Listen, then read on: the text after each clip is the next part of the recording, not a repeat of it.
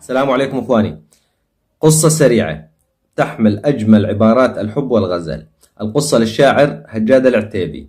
الشاعر هجاد العتيبي مر بقصة حب عظيمة وصعبة مع بنت اسمها نورة. هو كان يحبها وهي كانت تحبه، ولكن لم يكتب لهم الزواج، والسبب هو رفض والد نورة. امتدت قصة حب هجاد ونورة إلى ما يقارب 14 سنة ولكن دون جدوى.